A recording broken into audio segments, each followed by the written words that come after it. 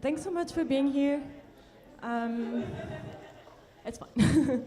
So my name is Viviane. I'm one of the associate programmers at Cinema Politica. And tonight we're watching the film Bras de Fer by Jean Laurence and Jonathan Seaborn. And we're very fortunate to have with us a guest tonight, Sakura Saunders, who is a longtime environmental justice activist and the co-founder of Mining and Justice Solidarity Network. So she will be here at the end of the screening to answer any questions you might have.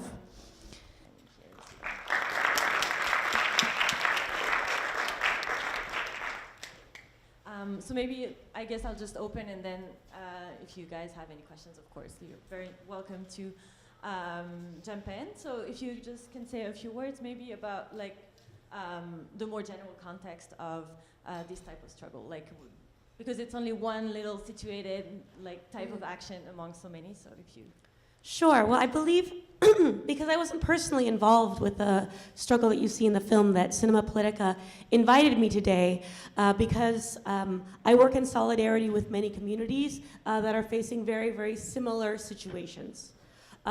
This is a problem that's global, and when I see the huge piles of nickel dust that is at that port, it just reminds me that so many of these problems come from the fact that mining is done at such a huge scale these days. I could point to similar piles in Detroit of tar sands coke, the byproduct of processing tar sands bitumen. I could point to coal piles in Appalachia. Very similar issues, right?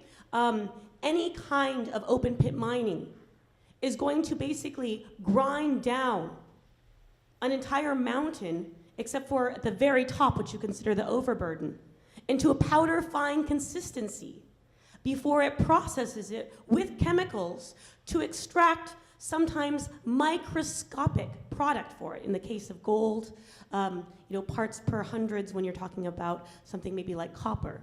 But still, the product is so much less than the actual waste that you're producing. And the fact that this waste is presented as such a fine powder, of course, poses many environmental issues, right, for people surrounding them. And, I also think it's interesting. It's funny because Mulcair was saying, and I'm not a huge fan of Mulcair because he accepted money from the world's largest gold mining company, which I've had a campaign against for a very long time. And of course, when the Canadian government during the elections had their debate on global issues, on foreign policy, despite the fact that the majority of mining companies and extractive companies in the world are actually headquartered here, not one question was asked about this Canadian mining industry that, of course, dominates the entire globe. And Canada doesn't lead the globe in many things. It's relatively a small country, in the grand scheme of things. But, he was saying, how it often starts off, and this struggle isn't so different than many of the struggles that I'm allied with. In the sense that, it's neighbors, it's people coming together because they're seeing their livestock, killed. Like the problems are so obvious to them that it's laughable when they come up with these, we don't know where it's coming from, all these delay tactics and things like that. The people that are fighting because it's obvious to them what the problem is. And it's obvious to them what the solution is. And of course, and maybe this is why in my personal life I'm an anarchist, the problem gets to a point where the decision makers are so far away from the people to whom these problems are so obvious. And when we're talking about the scale of extraction, the fact that we have entered an age and have been in it for only a few decades, really a couple decades, of extreme extraction, right? Where we have our mining practices analogous to our monocropping agriculture practices, which are analogous to logging, the way we clear cut forests or trawl the oceans, And so I think that it's really important when you look at this struggle and realize that these citizen struggles, I don't like to use that word, these grassroots struggles are happening all over the world. it makes you realize that, we really need, a change to our system, and that the way that things are right now, it actually hasn't been like that for that long, and mainly I'm talking about scale. And of course, capitalism generally has a tendency to grow exponentially, right? And so, we are at the stage of that exponential curve where things are moving very fast in the wrong direction. But I think that, we have to see these things as obvious as the people in this film, right? As these grassroots struggles, and we need to reach out to each other, with that sort of confidence and that fighting spirit, and if there was more, it's kind of sad at the film that she moves, so I can't blame her, in a sense, because she has a young kid. It gets to a point where it's like, okay, this lawsuit's dragged on 6 years. I've seen many lawsuits drag on for decades. So it's not an uncommon thing for this to happen. We have to ask ourselves, well, what tactics will work, and how do we do this? And if there was, probably many more people that were as dedicated as she was, she might not have given up, but they also would have had to escalate in these ways. I really appreciated the ideas that she had. I was like, ooh, I gotta write this down. Maybe have somebody, from one of the communities I work with send me a box of powder, Anyways, but those are my thoughts when watching this film. I thought it was a great film. Thank you so much for showing it. And sometimes we do need to witness sad stories, because we need to understand how difficult it is and what we're up against, and be really honest with ourselves about what we're up against. So I don't know if anyone has any questions, and I'm sorry I'm speaking quickly in English.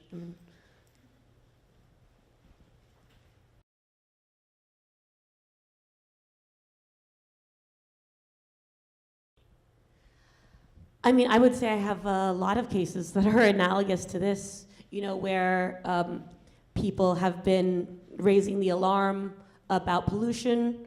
Oftentimes, some of these cases that I'm, have worked with for over a decade now, they also have problems of militarization. But there's always, the underlying environmental issue, and I always say that that's the root issue, because if you are presented with, a mine that someone wants to put in your backyard, or that someone has already put in your backyard, and of course, it's very, very polluted, then as you organize against it, there's forces that are going to organize against you. And in places like here, the RCMP does get involved in extreme cases, of course, but typically it's with lawsuits and with other forms of repression, whereas in many of the countries I'm allied with. But, for example, in Tanzania, I was thinking of the reports about the arsenic levels, and Barrick Gold, they actually toured all these politicians to these waterways after there was a lot of heavy rains, and the toxic water spilled over. And so they were giving a tour to these politicians of where all the impacted areas were, to show them that everything was okay now, everything's taken care of. And the people that were actually impacted by this did a roadblock. They got word of this government tour, and they did a roadblock, and then they stopped the cars and brought them to where the real contamination was, where the water was still orange, right? And so, Barrick got called out for this in Parliament. And of course, now in Tanzania, they're in a lot of trouble for other things as well. But those mines, they continue, even though, these reports come out.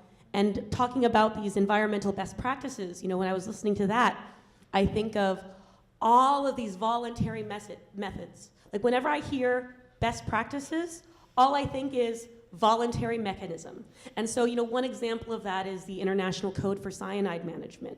Where if you go to their website, the legal disclaimer is pretty big and on point, saying that, we are not on the hook for anything.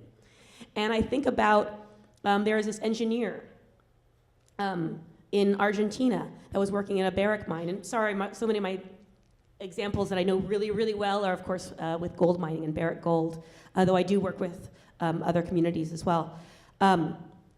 Anyways, there's this engineer, and he thought he got fired because he was bringing up worker safety and environmental safety issues.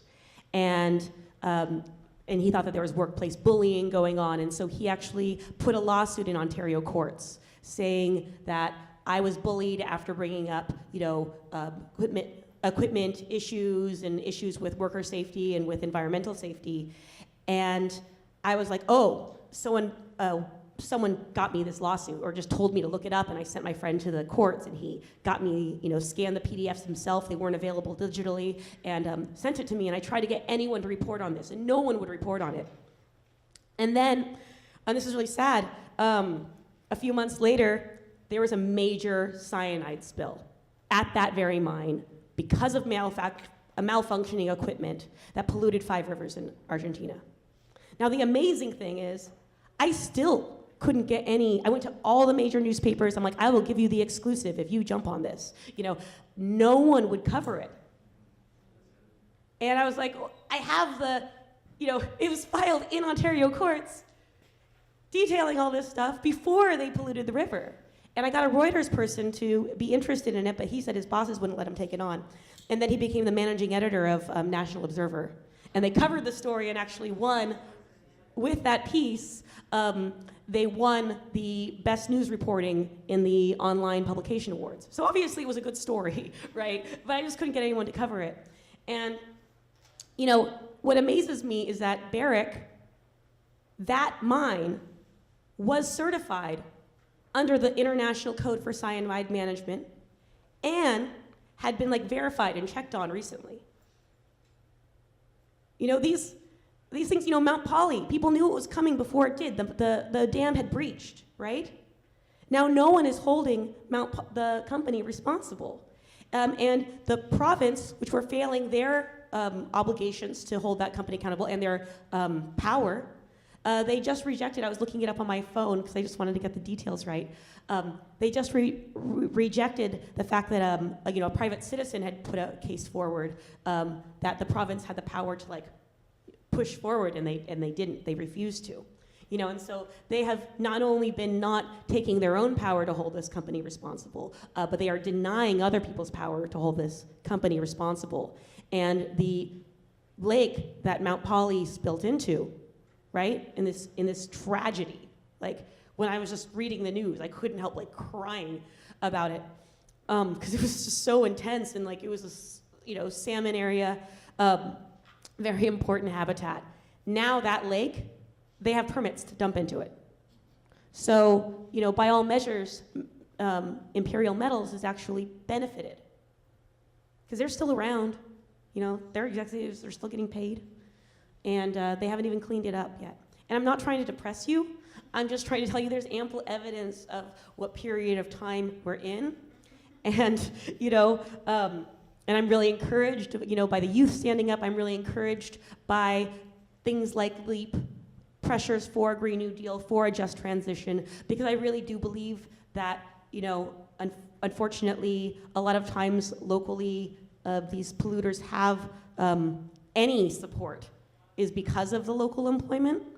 And I feel like if we were to focus on energy sovereignty and food sovereignty and making life basics available to people, such that they wouldn't need a job to survive, to live. I feel like people could be more bold in advocating for a change in course.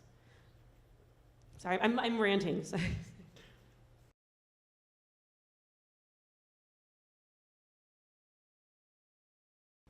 Oh yeah, no, I think that, for example, the United Steelworkers has been a huge ally and pushing for, an ombudsperson to really look into, they're one of the main, or a good ally, I would say, in pushing for better controls and regulations. And I think that definitely, the workers, they're the ones that are inhaling the dust more than anyone else, right? But I do think that it's really important, I have a worker that's been contacting me a lot lately that worked in Nevada at a barrack mine, of course. You know, and he really has, like, he's not getting much support, you know, and so I think that we really need unions to be strong about critiquing the tests that they do, because he has heavy metals poisoning, and he tells me that, you know, he has a very strong critique of how they do the tests, because they don't look at accumulation, they only look at, like, you know, from this day to the next or whatever. And so, and I forget his exact explanations to me on how those tests are ineffective. But I think that unions have a huge role to play, because I think that the workers are often the canaries in the coal mine, right? You know, other than the people that live close by, they're the ones that are exposed to those toxins more than anyone else.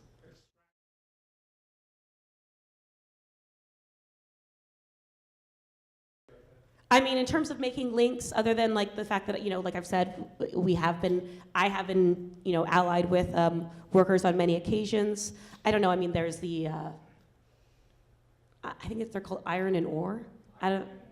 Iron and earth, thank you.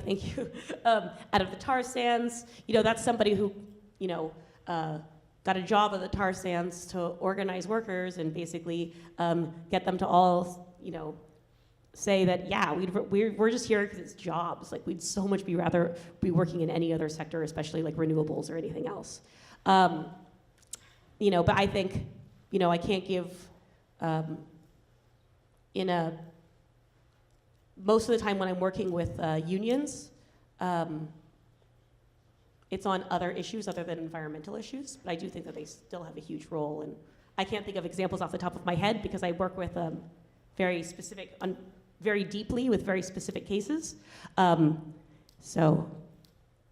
I know that there are so many. I mean, you just look at Mining Watch Canada and they'll have so many examples of you know, worker advocacy around like silicosis and all the different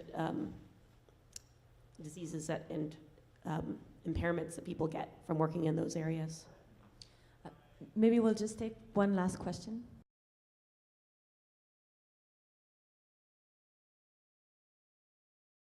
Yeah, it costs money, right? It costs lots of money to get people out there to do the tests.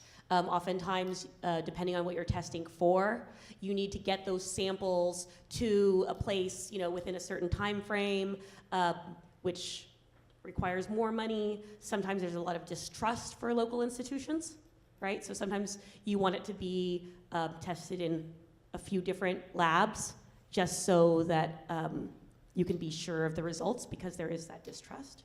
But I think that it's a great way for, you know, if you're with an institution like a university or something, that's a really wonderful thing that you can do in solidarity, is offer tests, offer baseline tests, so that before a project is implemented, there is some thing to compare it to once it starts polluting, so that hopefully you can shut it down quicker. Thank you so much. But please join me in thanking Sakura for generosity.